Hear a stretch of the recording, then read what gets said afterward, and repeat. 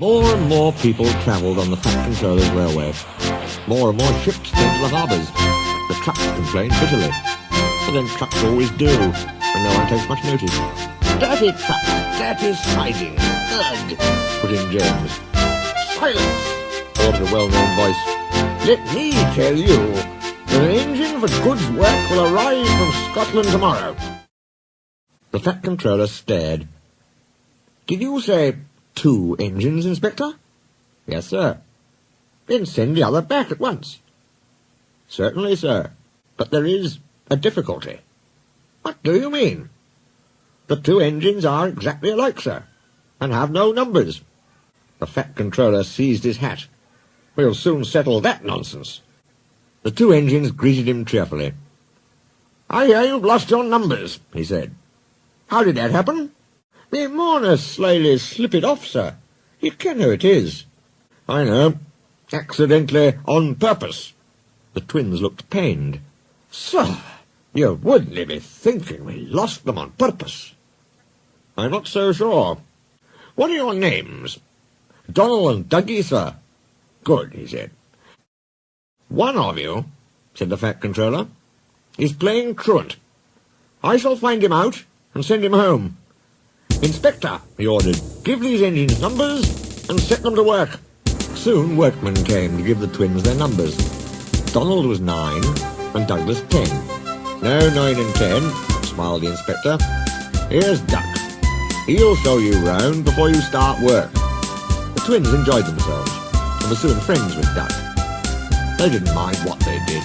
They tackled goods trains and coaches easily. Trucks knew better than to try any tricks. "We like it fine here," said Donald. "That's good," smiled Duck. "But take my tip. Watch out for Gordon, Henry and James. They're sure to try some nonsense." "Dinna fash yourself," chuckled Douglas. "We'll soon settle them." Donald and Douglas had deep-toned whistles. "They sound like buses," said Gordon. "Or ships," sniggered Henry. Donald and Douglas cruised quietly up, one on each side. "You wouldn't be making fun of us, would you now?" asked Donald. Gordon and Henry jumped.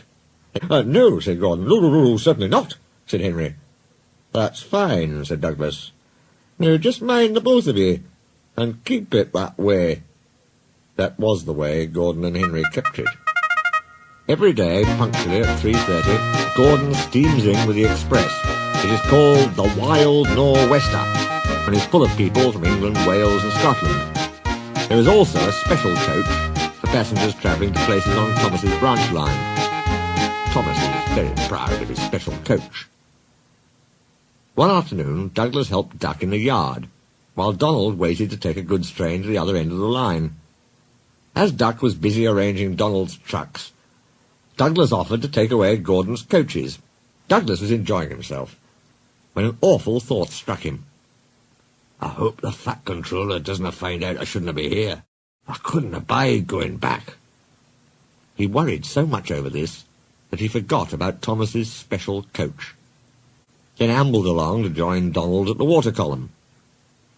Soon Thomas came fussing. "Where's my coach?" "Coach?" asked Donald. "What coach?"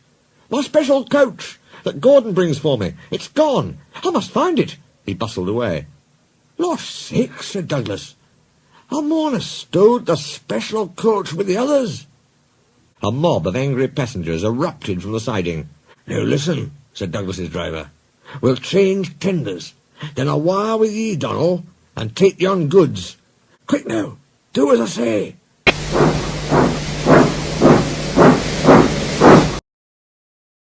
The Fat Controller and 3 passengers walked towards them.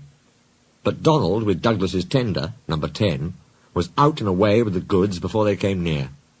"Ah," said the Fat Controller, "number 9. And why have you not taken the goods?" "My tender is awa, sir." "I see. Some defect, no doubt." He turned to the passengers, swung round suddenly.